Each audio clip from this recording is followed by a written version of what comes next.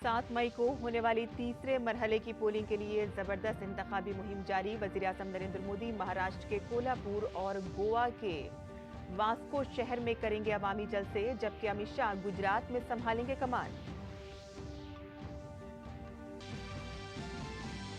इंतखाबी जंग में ऑपोजिशन ने भी झोंकी ताकत। कांग्रेस सदर मल्लिकार्जुन खड़गे आज गुवाहाटी और बारपेटा में करेंगे जलसे-आम, जबकि प्रियंका गांधी वाड्रा महाराष्ट्र के लातूर में करेंगी अवामी जलसा।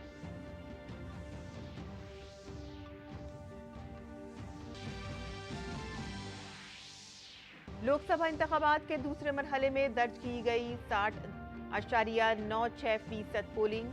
कुल 12 रियासतों और में एक मरकज के जेर इंतजाम इलाके के 88 हलकों में डाले गए वोट।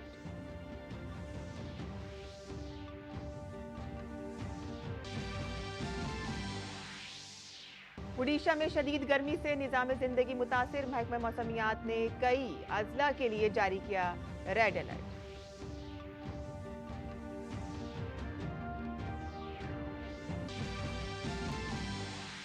और इंडियन प्रीमियर लीग के पहले मैच में दिल्ली कैपिटल्स का मुंबई इंडियंस से होगा मुकाबला, जबकि दूसरे मैच में लखनऊ सुपर जायंट्स का मुकाबला राजस्थान रॉयल्स से होगा।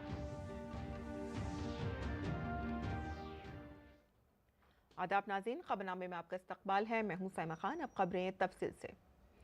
और लोकसभा इंतखाबात में पुरअमन वोटिंग के 2 मरहलों के बाद 190 सीटों पर उम्मीदवारों की किस्मत ईवीएम में बंद हो गई है। बाकी बचे 5 मरहलों के लिए तमाम जमातों ने पूरा जोर लगा दिया है। भारतीय जनता पार्टी की मुल्क भर में भरपूर मुहिम जारी है। बीजेपी के स्टार कैंपेनर वजीर-ए-आज़म नरेंद्र मोदी आज महाराष्ट्र और गोवा के इंतखाबी दौरे पर होंगे। वजीर-ए-आज़म नरेंद्र मोदी 5 बजे महाराष्ट्र के कोल्हापुर लोकसभा हलके में एनडीए उम्मीदवार की हिमायत में एक जलसे-आम से खिताब करेंगे, जबकि शाम को ही वो जनूबी गोवा में बीजेपी उम्मीदवार की हिमायत में एक बड़े जलसे-आम से खिताब करेंगे। तीसरे मरहले में 7 मई को 11 रियासतों और मरकज के जेर इंतजाम इलाकों की 94 नशिस्तों के लिए वोटिंग होगी। और वहीं वजीर-ए-आज़म नरेंद्र मोदी ने उत्तर प्रदेश के बरेली में एक अजीमुल शान रोड शो किया। रोड शो के दौरान पीएम की एक झलक देखने के लिए बड़ी भीड़ जमा थी। लोगों ने वजीर-ए-आज़म का खुले दिल से इस्तकबाल किया। वजीर-ए-आज़म ने मसाफा करके सबका इस्तकबाल किया और इस मोहब्बत पर इजहार तशक्कुर किया। इस मौके पर उत्तर प्रदेश के वजीर आला योगी आदित्यनाथ भी मौजूद थे।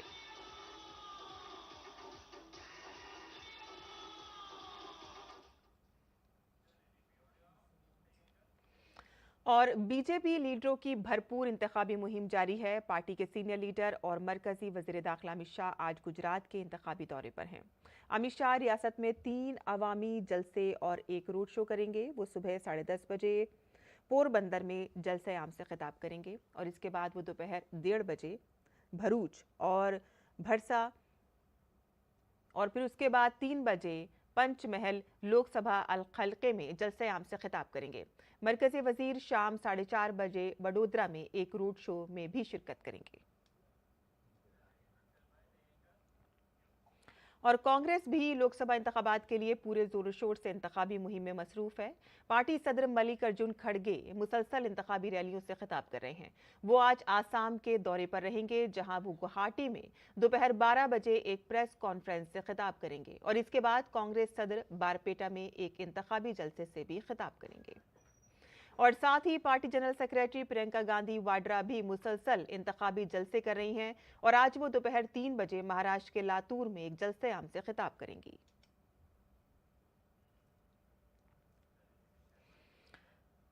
और लोकसभा इंतखाबात के बाकी 5 मरहलों के पेश नज़र तमाम सियासी पार्टियां पूरी ताकत के साथ इंतखाबी मुहिम के लिए मैदान में उतर चुकी हैं। पार्टियां वोटरों को राग़िब करने के लिए कोई कसर नहीं छोड़ना चाहती हैं। अपोजिशन जमातों ने पूरी कुव्वत से इंतखाबी मुहिम शुरू कर दी है। समाजवादी पार्टी के सदर अखिलेश यादव यूपी में इंतखाबी मुहिम चलाएंगे और इसके साथ ही बहुजन समाज पार्टी के लीडर आकाश आनंद भी राय आम्मा को मुतासर करने के लिए अवाम के दरमियान जाएंगे। इंडी इत्तेहाद में शामिल राष्ट्रीय जनता दल के रहनुमा तेजस्वी यादव ने भी बिहार में इंतखाबी मुहिम तेज कर दी है। आम इंतखाबात के तीसरे मरहले में उत्तर प्रदेश, मध्य प्रदेश, बिहार, महाराष्ट्र और कर्नाटक समेत गुजरात की सभी सीटों के लिए वोटिंग होगी।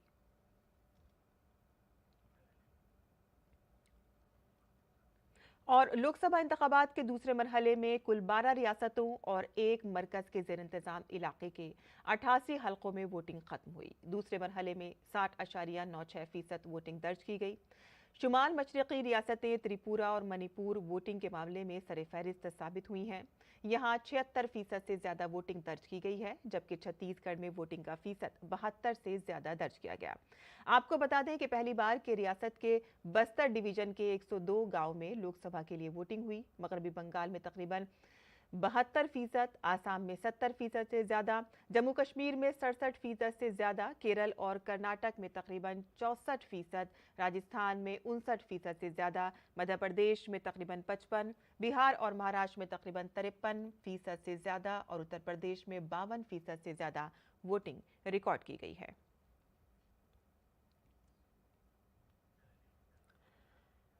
और कांग्रेस की सेंट्रल इलेक्शन कमेटी की आज मीटिंग होने जा रही है, जिसमें अमेठी और रायबरेली समेत कई सीटों पर चुनाव होगा। मीटिंग आज रात 8 बजे के करीब होगी और इस मीटिंग के बाद कांग्रेस अमेठी और रायबरेली से अपने उम्मीदवारों के नामों का ऐलान कर सकती है। लोकसभा इंतखाबात के दो मरहलों के लिए वोटिंग मुकम्मल हो चुकी है और कांग्रेस ने अभी तक इन दोनों सीटों से अपने उम्मीदवारों के नामों का ऐलान नहीं किया है।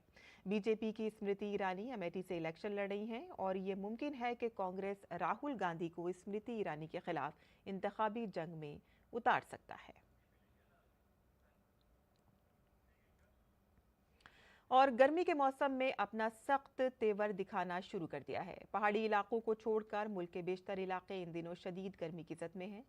बंगाल, उड़ीसा, बिहार, उत्तर प्रदेश, तेलंगाना, आंध्र प्रदेश, कर्नाटक जैसी रियासतों में मुसलसल बढ़ते हुए दर्जे हरारत ने जिंदगी को मुश्किल बना दिया है। मगरबी बंगाल और उड़ीसा में शदीद गर्मी की वजह से महकमे मौसमियात ने रेड अलर्ट जारी किया है। महकमे मौसमियात ने अगले 5 दिनों के दौरान साहिली उड़ीसा, मगरबी बंगाल में गंगा के साहिली इलाकों, ज़ैली हिमालयाई मगरबी बंगाल और सिक्किम, अंदरूनी कर्नाटक के अलग अलग हिस्सों में शदीद लू की पेशगोई की है।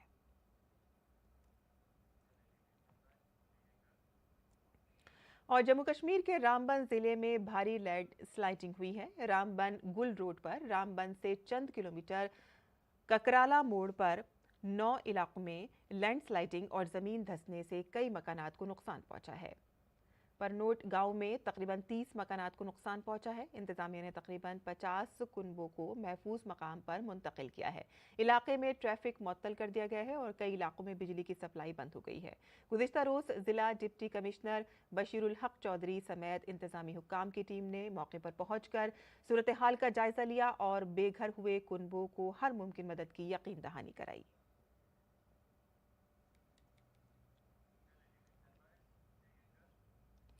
और ईवीएम पर सुप्रीम कोर्ट के फैसले पर बीजेपी रहनुमा शहजाद पूनावाला ने भारत के आईनी इदारों पर एतमाद का इजहार किया है और साथ ही उन्होंने अपोजिशन को निशाना बनाते हुए कहा है कि जब कांग्रेस इलेक्शन जीतती है तो ईवीएम ठीक है, लेकिन जब कांग्रेस इलेक्शन हारती है तो ईवीएम पर सवाल उठाती है। जो लोग भी ईवीएम का बहाना बना रहे थे, दरअसल ये ईवीएम बहाना है। जब हार होती है तो परिवार को बचाना है, इसलिए संवैधानिक संस्थाओं पर सवाल उठाना है। ये लोग अंबेडकर जी का और संविधान का विरोध करने वाले लोग हैं और आज इनको बताना चाहिए कि इनकी जो हिपोक्रेसी है कि तेलंगाना में चुनाव होता है, जीतते हैं तो ईवीएम ठीक होती है, पंजाब में ईवीएम ठीक होती है, पर जब केंद्र में चुनाव हारने वाले हैं तब ईवीएम खराब हो जाती है। आज ऐसे लोगों को एक जवाब देने का काम सुप्रीम कोर्ट की तरफ से हुआ है। और सुप्रीम कोर्ट ने ईवीएम और वीवीपैट के 100% मुमासलत से मुतालिक दरख्वास्त को मुस्तरद करने का फैसला किया। ईवीएम और वीवीपैट की टेक्नोलॉजी को बेहतर और आसान तरीके से जानने के लिए हमने आईटी माहिर सुंबल भट्टाचार्य से बात की है। उन्होंने हमें पर्ची को 45 दिन तक महफूज रखने के बारे में बताया। आइए जानते हैं। सुप्रीम कोर्ट ने जो आज आदेश दी है कि वीवीपैट स्लिप को 45 दिन रखा जाए, तो एक अच्छा कदम है, क्योंकि जो इलेक्शन कमीशन के कानून है इसके माध्यम से बैलेट्स को 45 दिन के लिए सुरक्षित रखा जाता था। और लेकिन जो सुप्रीम कोर्ट ने जब सवाल उठाए थे तो इलेक्शन कमीशन की वकील ने इसको 30 दिन वीवीपैट की स्लिप को रखने की गुंजाइश की थी। और माइक्रो कंट्रोल प्रोग्राम क्या है और इसकी तहकीकात से क्या मदद मिलेगी, इस सिलसिले में माहिरीन ने क्या कहा है, आइए जानते हैं। ये माइक्रो कंट्रोलर जो होता है वो कंप्यूटर ही होता है जिसमें रैंडम एक्सेस मेमोरी, रोम दोनों होते हैं। तो वोटिंग के पहले जब कैंडिडेट्स के बारे में इंफॉर्मेशन होता है वो उसमें स्टोर्ड होता है, और वोटिंग जो होते हैं वोट्स भी उसी में जाके शामिल होते हैं। जो उसकी जांच की आज आदेश दी गई है उसके फायदा यही है कि एक रीएश्योरेंस हो जाता है कि वोटिंग एक ही बार हुआ है और सही से हुआ है। और फैसला सुनाते हुए अदालत उस्मा ने बर्न मेमोरी की तहकीकात के बारे में भी बात की। बर्न मेमोरी क्या है और इसके साथ छेड़छाड़ की जा सकती है या नहीं, आइए जानते हैं। बर्न मेमोरी वही मेमोरी होता है जो वोटिंग इंफॉर्मेशन जो उसमें स्टोर्ड होते हैं और उसको छेड़छाड़ किया नहीं जा सकता है, क्योंकि वो एक ही बार प्रोग्रामेबल होता है। और वज़ीर आज़म नरेंद्र मोदी ने बुद्ध मजहब पर उनके एतकाद पर सवाल उठाने के बयान पर कांग्रेस सदर मल्लिकार्जुन खड़गे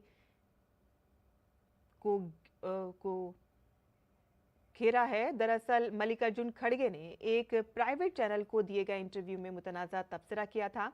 इंडियन बुद्धिस्ट एसोसिएशन के सदर भंते सिंह प्रिय राहुल ने मल्लिकार्जुन खड़गे के रिमार्क्स की मजम्मत की है।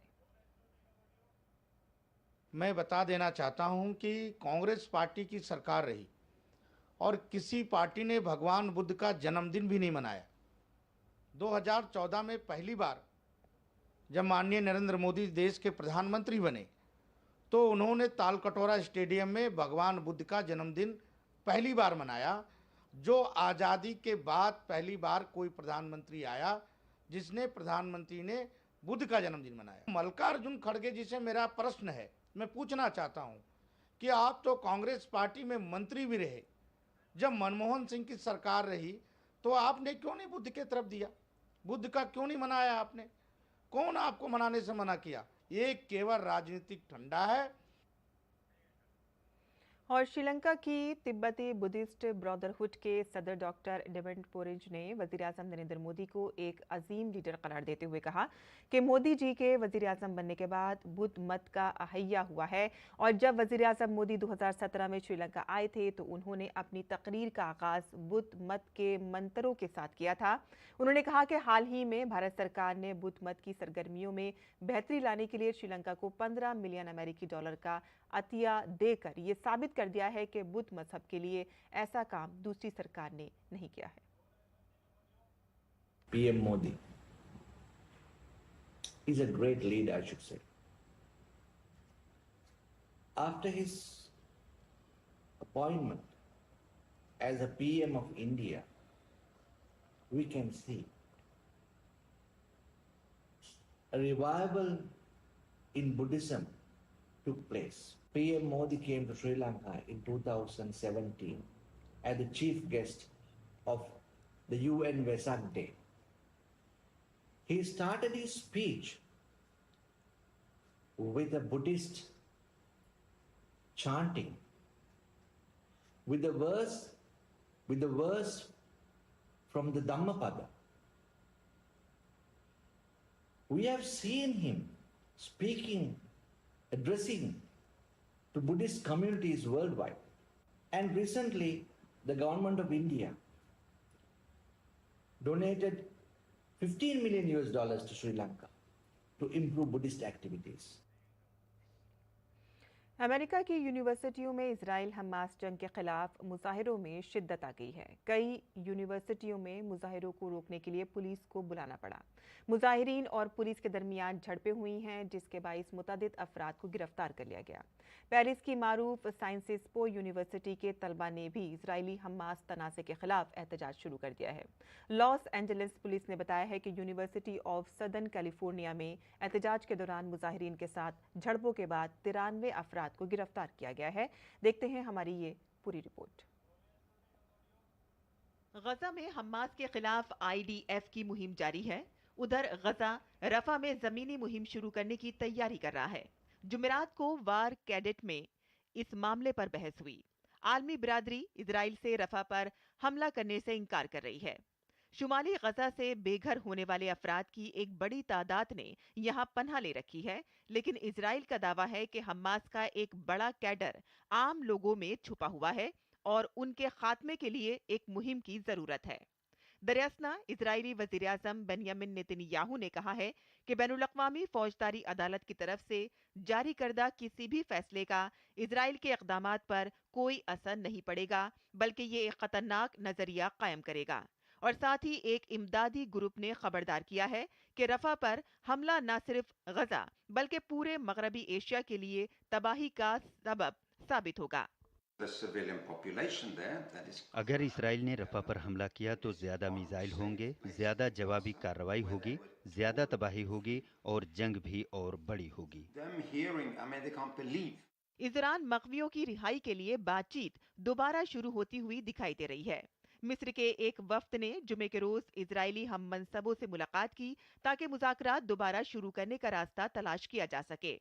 अक़वाम मुत्तहिदा के इंसानी हुकूक के सरबरा और दीगर ने गजा के 2 अस्पतालों में इज्तिमाई कब्रों के दरियाफ्त होने के दावों के बाद बैनुल-अक़वामी तहकीकात का मुतालबा किया है। हम हलाकत की एक आज़ाद, मौसर, शफाफ तहकीकात का मुतालबा करते हैं और वाज़ेह कर दें कि आम शहरियों, कैदियों और दुश्मनी में शरीक दीगर अफराद का जानबूझकर कत्ल जंगी जुर्म है। उधर अक़वाम मुत्तहिदा के एक अहलकार ने कहा है कि गजा का मलबा हटाने में तकरीबन 14 साल लग सकते हैं। जंग के नतीजे में एक अंदाजे के मुताबिक 37 मिलियन टन मलबा वसी पैमाने पर शहरी गुंजान आबादी इलाके में बिखर गया है। फी मुरब्बा मीटर तकरीबन 300 किलोग्राम मलबा है और तबाह होने वाली इमारतों में से 65% रिहायशी इमारतें हैं। 100 ट्रकों के साथ 14 साल के काम के बारे में बात कर रहे हैं।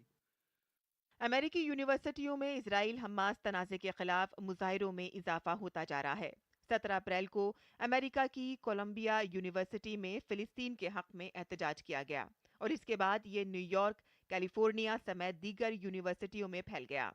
अमेरिकी पुलिस ने मुजाहिरीन के खिलाफ कार्रवाई शुरू कर दी है और अब तक कई अफराद को गिरफ्तार किया जा चुका है।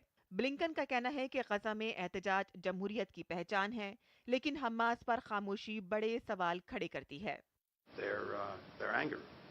मेरे ख्याल में ये मुल्क की ताकत, जमहूरियत की मजबूती को जाहिर करता है और ये बात भी काबिले जिक्र है कि हमास के हवाले से खामोशी है। ऐसा लगता है जैसे ये कहानी का हिस्सा ही नहीं था। अब ये मुजाहिरे अमेरिका से बाहर भी फैलने लगे हैं। पेरिस की मारूफ साइंसेस पो यूनिवर्सिटी के तलबा ने भी इजराइल हमास तनाज़े के खिलाफ एहतजाज शुरू कर दिया है। मुजाहिरीन तलबा को यूनिवर्सिटी कैंपस में दाखिल होने से रोकने की कोशिश की गई। तलबा इजराइल के इक़दामात की मजम्मत करने का मुतालबा कर रहे हैं। दूसरी जानिब जर्मन पुलिस ने बर्लिन में पार्लियामेंट की जानिब से फिलिस्तीन की हिमायत में लगाए गए कैंप को उखाड़ फेंका है। मुजाहिरीन जर्मन चांसलर से इजराइल को हथियारों की सप्लाई रोकने का मुतालबा कर रहे थे। Bureau report, DD news Urdu खबरें।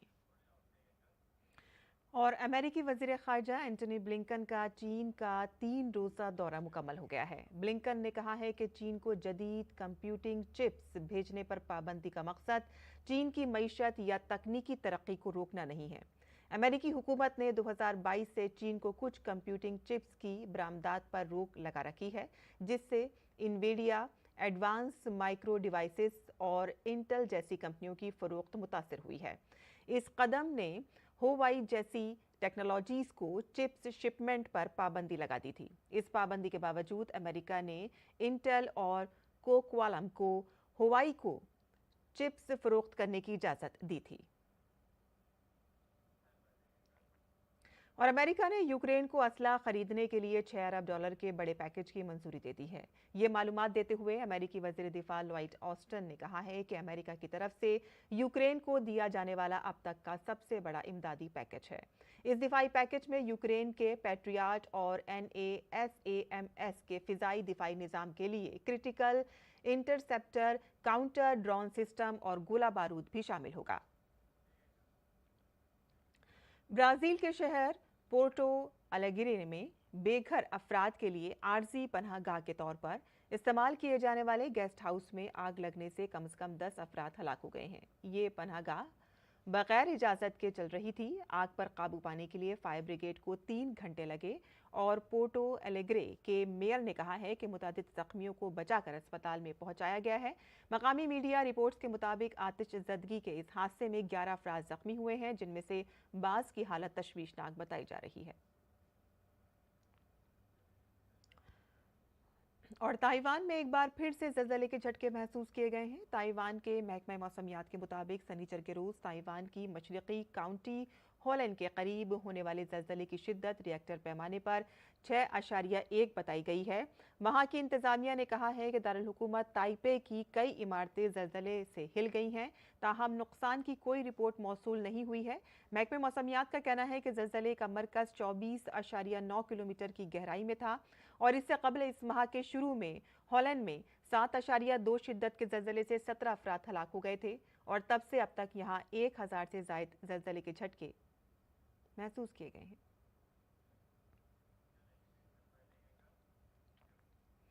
और आगे बढ़ते हैं, जहां हंगरी की राजधानी बुदापेस्ट में हजारों अफराद सड़कों पर निकलकर बच्चों के तहफ़्फ़ुज़ के क़वानीन में इस्लाहात का मुतालबा कर रहे हैं। ये एहतजाज हुकूमत के करीबी समझे जाने वाले पेट्र मिग्रियार की क़यादत में हो रहा है।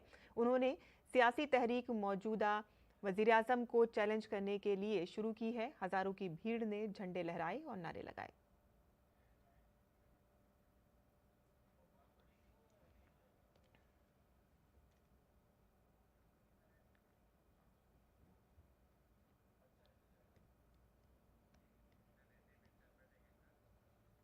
और अब पेश है दिल्ली से शाया उर्दू अखबारात का जायजा।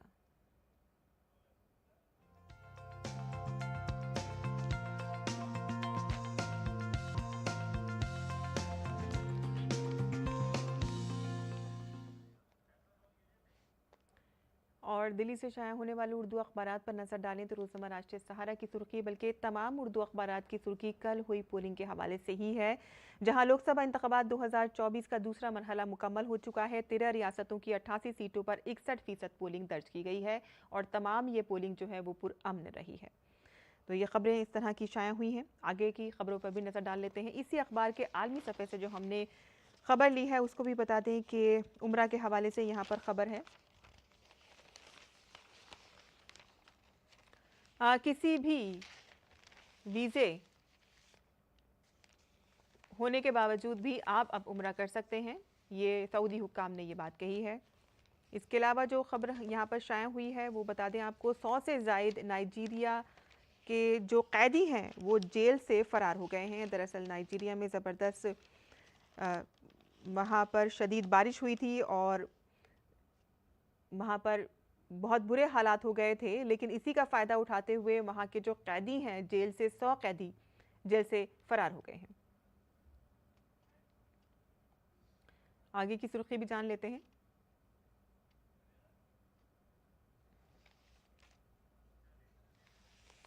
तो ये थी अखबारात की सुर्खियाँ जो हमने आपके लिए चुनी थी। आगे बढ़ते हैं और खेल की खबर भी जान लेते हैं, जहां इंडियन प्रीमियर लीग के पहले मैच में आज दिल्ली कैपिटल्स का मुकाबला मुंबई इंडियंस से होगा। दिल्ली ने अपने आखिरी मैच में गुजरात को शिकस्त दी थी, जबकि मुंबई को राजस्थान के खिलाफ शिकस्त का मुंह देखना पड़ा था। इंडियन प्रीमियर लीग के दूसरे मैच में आज लखनऊ सुपर जायंट्स का मुकाबला राजस्थान रॉयल्स से होगा। राजस्थान की टीम ने अपने आखिरी मैच में मुंबई इंडियंस को शिकस्त दी थी, जबकि लखनऊ सुपर जायंट्स ने अपने आखिरी मैच में चेन्नई को शिकस्त दी थी।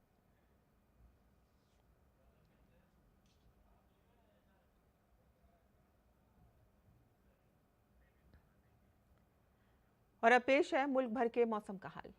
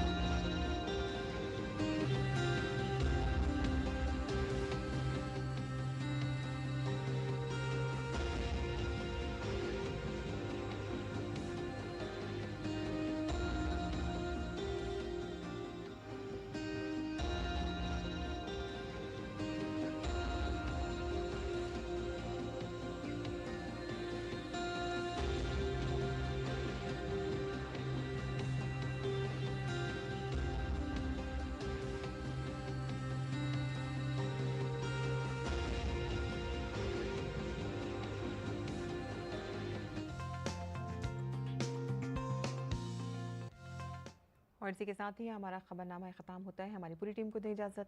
आदाब।